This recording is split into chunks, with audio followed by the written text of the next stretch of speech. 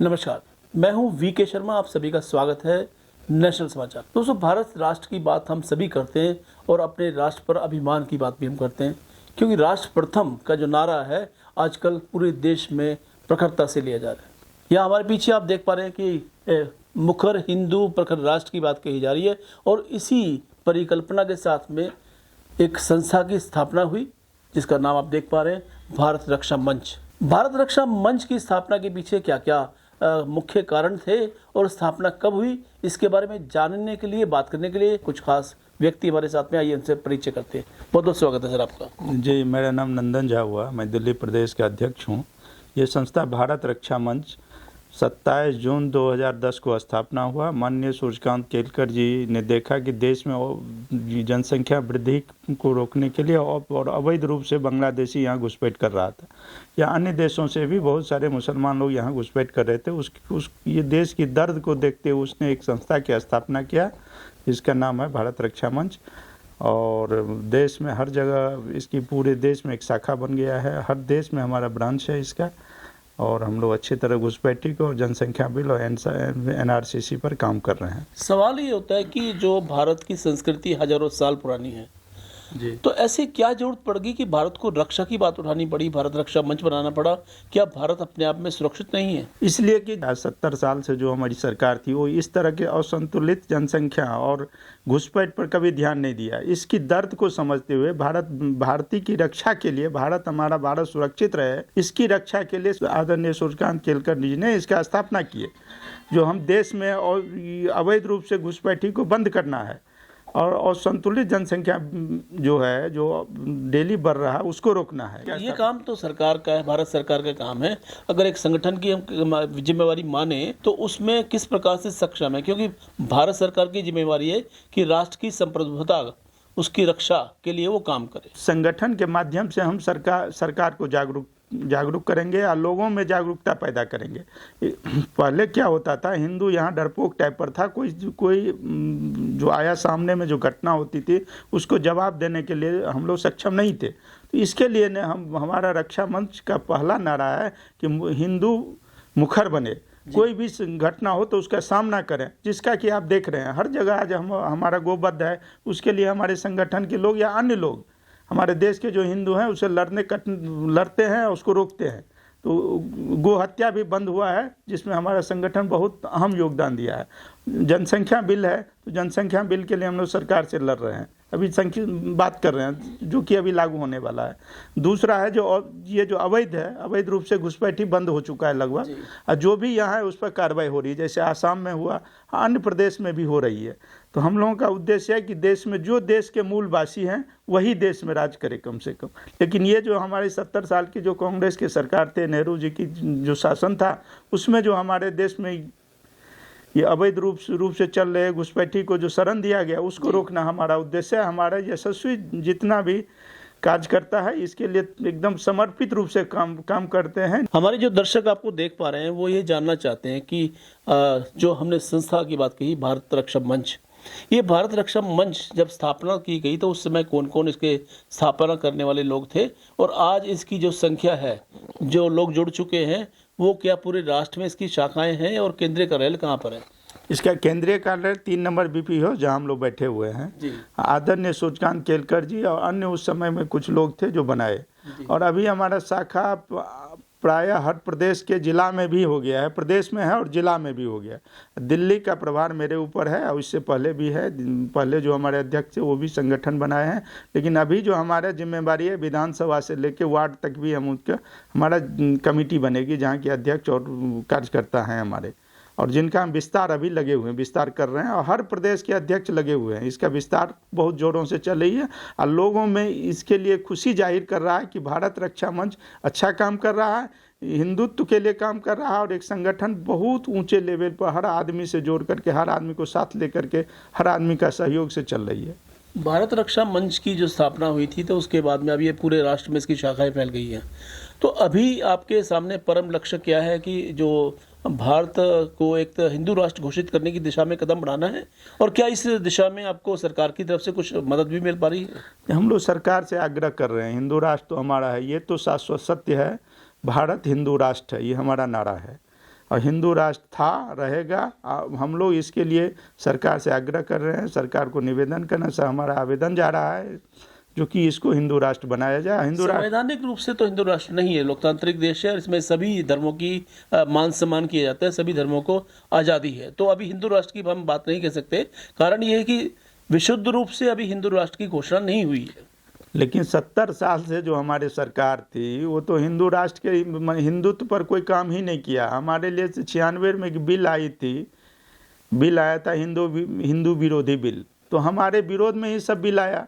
आज हमें पढ़ाया जा रहा है कि औरंगजेब अच्छे थे, जो औरंगजेब जबकि यहाँ हत्या किया लोगों को, मुसलमानों का शासक था यहाँ, तो उसी को बढ़ाया गया। हमारे महापुरुष किसी का तो आज तक कांग्रेस बढ़ाया ही नहीं।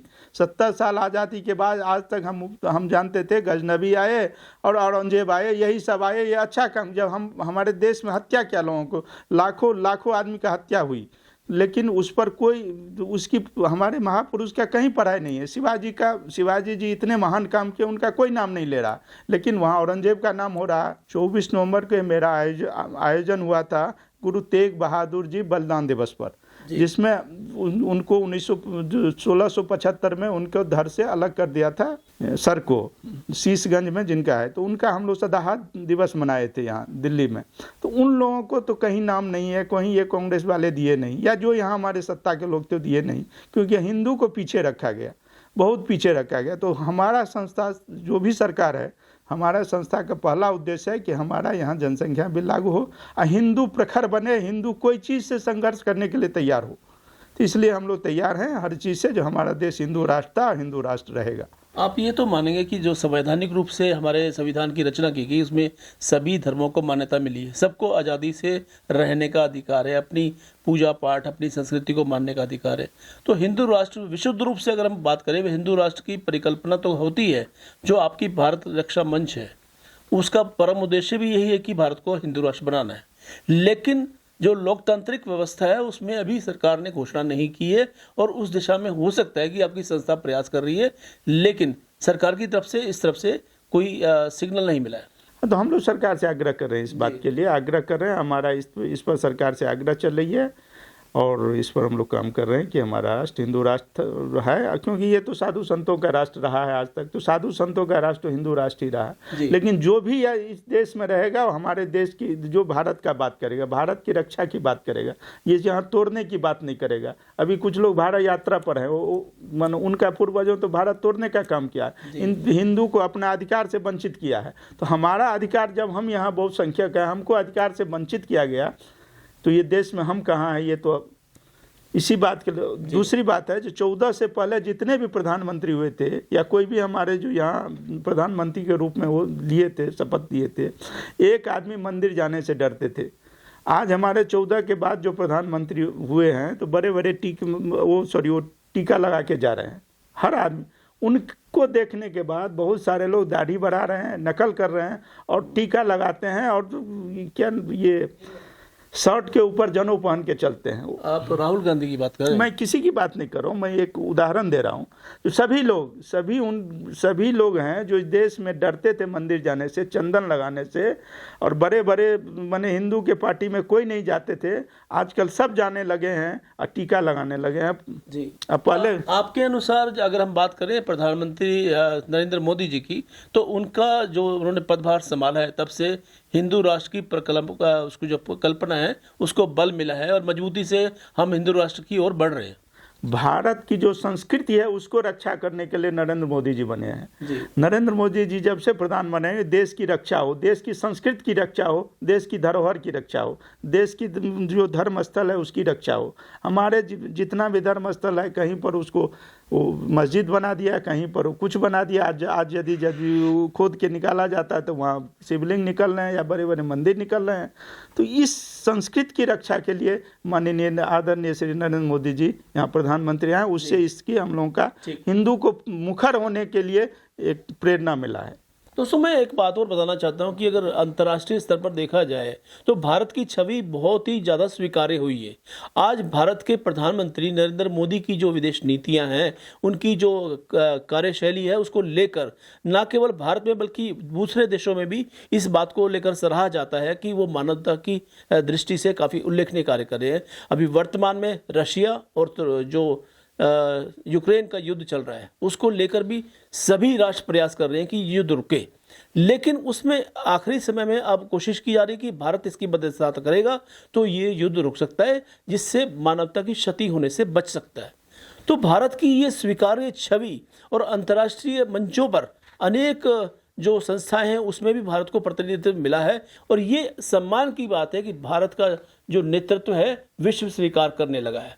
ऐसे में कहा जा सकता है कि प्रधानमंत्री नरेंद्र मोदी की जो नीतियां हैं वो हिंदू राष्ट्र की दृष्टि से स्वीकार्य होने लगी है। हालांकि हमारे यहाँ पर प्राचीन समय से कहा जाता है वसुधैव कुटुंबकम, या हम दूसरे रूप में भी कहें तो हमारे यहाँ पर आपसी भाईचारा और मानवता मूल्यों को लेकर काफ़ी सारी चीज़ें लोग ग्रहण करते हैं, विदेशों से आते हैं और वो अपने जीवन में सुधार लाते हैं। भारत रक्षा मंच के बारे में चलते चलते एक बात और पूछना चाहते हैं, ये बताएगा कि आने वाले समय में आपकी संस्था द्वारा क्या कुछ खास किया जाने वाला है? नहीं, हमारे तो संस्था का यही उद्देश्य है, जनसंख्या बिल और अवैध घुसपैठी को रोकना, मुख्य उद्देश्य यही है। और उसके बाद ये दोनों लागू होने के बाद हम लोग आगे की कार्रवाई हम अपने राष्ट्रीय अध्यक्ष जी से और राष्ट्रीय संस्थापक जी से बात करके अंतिम रूप देंगे। लेकिन हिंदुत्व के लिए हम लोग हर समय काम करेंगे, हिंदुत्व की रक्षा के लिए, हिंदुत्व और अपनी संस्कृति बचाना है, हमारे देश की संस्कृति को बचाना है, इसके लिए हम लोग काम करेंगे, मुख्य काम मेरा है। और हम लोग का नारा है कि मुखर हिंदू प्रखर राष्ट्र, ये प्रथम नारा है हमारा। तो हिंदू को जागरूक करने का काम हमारा चल रहा है और करेंगे हम लोग। मुखर हिंदू प्रथम राष्ट्र जो है उसकी परिकल्पना को साकार कर रहे हैं, और संस्था आपको जैसा कि मालूम है भारत रक्षा मंच। भारत एक अपना स्वतंत्र देश है, हमारे खून पसीने की मेहनत से आज़ादी पाकर ये एक ऐसा देश बनाए जिसमें माताओं बहनों और बुजुर्गों की रक्षा के लिए भी उनके सहयोग से युवाओं को आगे मार्गदर्शन देकर शक्तिशाली देश निर्माण में आगे लगाया जाता है। ऐसे भारत की परिकल्पना को हम साकार करें, अपने राष्ट्र को प्रथम रखते हुए अपनी दिनचर्या को, अपने जीवन को और अपने कार्यों को बढ़ाएं। यही हमारा उद्देश्य है, और नेशनल समाचार इसी उद्देश्य को लेकर आपसे अनुरोध करता है कि हमेशा अपनी दिनचर्या को एक शुभ शुरुआत, यानी कि एक रोशन भरे, जैसे सूरज रोशनी देता है तो रोशन भरे दृष्टिकोण से अपनाएं, ताकि आने वाले समय में भारत पुनः विश्व में एक विजय पताका फैला सके और लोग उसकी शक्ति का लोहा मान सके। आपको ये मुलाकात कैसी लगी हमें अवश्य बताइएगा, और अगली मुलाकात पे किसको देखना चाहते हैं इसको भी हमें अवश्य बताइएगा। नेशनल समाचार आपका अपना चैनल है, अब हमें आज्ञा दीजिए। नमस्कार।